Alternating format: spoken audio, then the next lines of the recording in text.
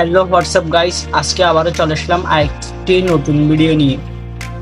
আপনারা কি চান আপনাদের এমএস ওয়ার্ডের কাজগুলো আপনারা তাড়াতাড়ি করে ফেলতে বা অনেক সময় ধরে করা কাজগুলো যাতে আপনারা কম সময়ের ভিতর করে ফেলতে পারেন? এটা কি আপনারা চান?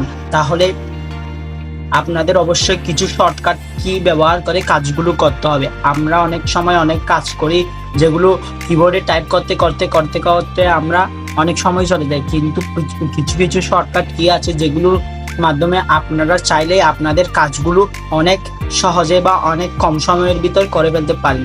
তাহলে আজকের ভিডিও এই নিয়ে। তাহলে যদি ভিডিওটি প্রথম থেকে দেখেন তারপরেই আপনারা বুঝতে পারবেন, না হলে বুঝতে পারবেন না। তাহলে চলুন শুরু করা যাক আজকের ভিডিও। আজকের ভিডিওতে আমরা শিখব এমএস ওয়ার্ডের কয়েকটি শর্টকাট কি।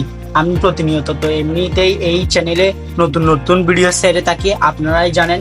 তাহলে আর বলতে হবে না, আপনারা আমার চ্যানেলটিকে সাবস্ক্রাইব করে রাখবেন এবং সাবস্ক্রাইব করে পাশে থাকা বেল আইকনটি অন করে দিবেন, যাতে এ ধরনের নতুন নতুন কাজের ভিডিওগুলো যাতে আপনাদের সামনে তাড়াতাড়ি চলে আসে বা আপনাদের সামনে চলে যায় সেজন্য। তাহলে চলুন আজকের ভিডিওটি শুরু করা যাক, লেটস গো।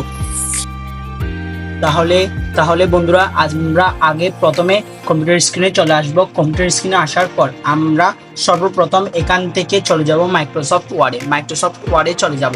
তাহলে আমি গতবারে দেখিয়েছি কিভাবে মাইক্রোসফট ওয়ার্ড ডাউনলোড করতে হয় বা কোত্থেকে ডাউনলোড করবেন। তাহলে আজকে আর সেটা দেখাচ্ছি না, আমি সোজাসুজি এমএস ওয়ার্ডে চলে যাচ্ছি। এমএস ওয়ার্ডে চলে যাওয়ার জন্য আমি এখানে এমএস ওয়ার্ড ফাইলটি খুলে নিব। এমএস ওয়ার্ড ফাইলটি খুলে নেওয়ার পর আমার সামনে এই ধরনের ইন্টারফেস চলে আসবে। এই ধরনের ইন্টারফেস আসার পর আপনার সর্বপ্রথম এখানে স্বাভাবিকভাবে ফন্ট সাইজ কম থাকে, আপনারা একটু বড় করে নেবেন যাতে আপনারা কাজ করতে সুবিধা হয়। তাহলে দেখেন, এখন আমরা সাধারণত কয়েকটি কাজ এভাবে এখানে করে থাকি। এই ধরনের লেখালেখি করার পর আমরা চাই আরেকটি নতুন পেজ খুলে আমরা অন্য আরেকটি কাজ করি। তাহলে আমরা কিভাবে করতে পারি? তাহলে সেটি করার জন্য আমরা অনেক সময় এখানে গিয়ে ফাইলে ক্লিক করার পর এখান থেকে নিউ অপশনে ক্লিক করলে আরেকটি পেজ চলে আসে, কিন্তু আমরা আজকে সেটা করবো না, এগুলো করতে অনেক সময় যায়। তাই আমরা এখন করব কিভাবে কিবোর্ডের মাধ্যমে আমরা তাড়াতাড়ি একটি নতুন পেজ খুলে ফেলতে পারি। তাহলে আমরা সোজাসুজি কিবোর্ড থেকে কন্ট্রোল প্লাস এন্ড বাটনে ক্লিক করে দেবো। Control plus end button click করলে সাথে সাথে দেখবেন আমাদের সামনে আরেকটি নতুন পেজ চলে আসবে। তাহলে এই কাজের মাধ্যমে অনেক সময় বেঁচে যায়। তাহলে আরেকটা কাজ শিখবো, আমরা কিভাবে একটি ফাইল সেভ করার পর আরেকটি ফাইল কিভাবে খুলবো বা সেভ করছি যে ফাইল, এটা কিভাবে আমরা ওপেন করবো। আগের পেজটি যদি সেভ করি, এখানে ফাইল বাটনে গিয়ে আমরা যদি এখানে সেভ করি, ধরেন আমি একটা ফাইলের নাম নিয়েছি, এটা সেভ করছি। এখন আমি চাই এই ফাইলটি আবার ওপেন করার জন্য। এই ফাইলটা আবার ওপেন করার জন্য আমাদের অনেক সময় এখানে ফাইলে গিয়ে ওপেন ফাইলে ক্লিক করতে হয়। তাহলে আমরা এই কাজটি করবো না, আমরা কিবোর্ড থেকে কিবোর্ডের কি বাটন প্রেস করলে আমাদের সামনে ফাইলটি আবার চলে আসবে। তাহলে সেটি দেখবো। তাহলে আমরা কন্ট্রোল প্লাস ও ক্লিক করলে আমাদের সামনে এই ধরনের পেজ চলে আসবে। এখান থেকে আমরা দেখে নিব আমরা কোন ফাইলটি সেভ করছিলাম। দেখেন, এই ফাইলটি আমরা সেভ করছিলাম। এই ফাইলটিতে যদি আমরা ক্লিক করে ওপেন দিই, তাহলে দেখবেন ফাইলটি আবারও আমাদের সামনে চলে আসলো। তাহলে আমরা দুইটা কাজ শিখছি, একটা হচ্ছে নিউ পেজ কিভাবে নিতে হয়, দ্বিতীয় কাজ শিখছি কিভাবে একটি সেভ করা ফাইল ওপেন করতে হয়। তাহলে আজকে তৃতীয় কাজ শিখবো, সেটা হচ্ছে কিভাবে আমরা এই ফাইলটি ক্লোজ করবো। এই ফাইলটি ক্লোজ করে দেবো, মানে এই যে আমাদের সামনে একটা ফাইল খুলছে সেটা কিভাবে আমরা ক্লোজ করবো। ক্লোজ করার জন্য একটা শর্টকাট কি আছে, আমরা অনেকে এখান থেকে ফাইলে গিয়ে এখান থেকে এক্সিট দিলেই ক্লোজ হয়ে যায়, কিন্তু না, আমরা তো স্মার্ট কাজ করবো। স্মার্ট কাজের জন্য আমরা অবশ্যই আমরা মাউস দিয়ে কোনো কাজ করবো, আমরা কিবোর্ড দিয়ে কাজ করবো। তাই আমরা কিবোর্ড থেকে সোজাসুজি কন্ট্রোল প্লাস ডব্লিউ ক্লিক করলে দেখবেন আমাদের ফাইলটি ক্লোজ হয়ে গেছে।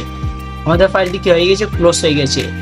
এই কাজের মাধ্যমে অনেক সময় বেঁচে যাবে। তাহলে আজকে আমরা আরেকটি কাজ শিখবো, সেটা হচ্ছে কিভাবে একটি ফাইল সেভ করতে হয়।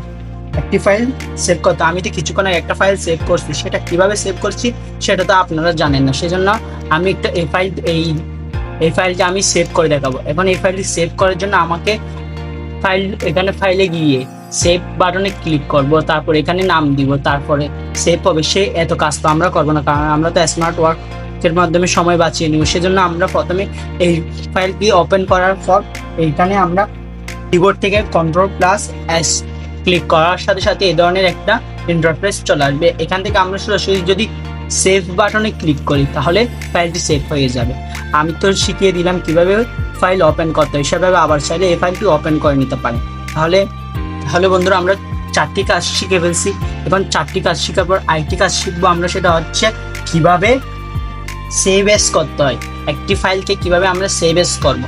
তাহলে আমি আরেকটি নতুন ফাইল নিয়ে নিচ্ছি। আগে নতুন ফাইল নিয়ে নেওয়ার পর আমরা আগে ফন্ট সাইজটি বাড়িয়ে নিব। এখানে আমরা কিছু টাইপ করবো।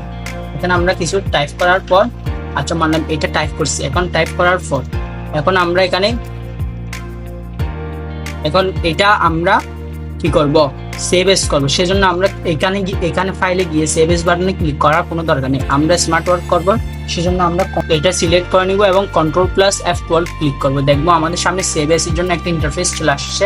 সেখানে আমরা সোজাসুজি একটা ফাইল নেম দিয়ে দিব। ফাইল নেম দেওয়ার পর ওপেন বাটনে ক্লিক করে দেব। আমরা চাই এটাতে, তাহলে ফাইল ওপেন করে সেভ এস এর মাধ্যমে ফাইলটা আমরা ওপেন করে নিব। বুঝতে পারছি আজকের কাজ এতটুকু। তাহলে আমরা এই ভিডিওর মাধ্যমে 5টি কাজ শিখছি, কিভাবে নতুন পেজ খুলতে হয়, কিভাবে একটি ফাইল ওপেন করতে হয়, কিভাবে একটি ফাইল ক্লোজ করতে হয়, আর শিখলাম কিভাবে একটি ফাইল সেভ করবো আর একটি ফাইল কিভাবে সেভ এস করবো। তাহলে আজকের ভিডিওতে আমরা 5টি কাজ সম্পূর্ণ শিখলাম। যদি ভিডিওটি ভালো লেগে থাকে তাহলে ভিডিওটি লাইক করবেন, শেয়ার করবেন এবং আমার চ্যানেলের সাথে থাকার জন্য সাবস্ক্রাইব বাটনে ক্লিক করে পাশে থাকা বেল আইকনটি প্রেস করে দিবেন, কারণ এই ধরনের কাজের ভিডিও আমি প্রতিনিয়তই এই চ্যানেলে ছেড়ে থাকি, যাতে আপনাদের কাজে অনেক সময় কমে যায় বা আপনাদের সুবিধার্থে। তাহলে আজকের ভিডিও এতটুকু। Good bye.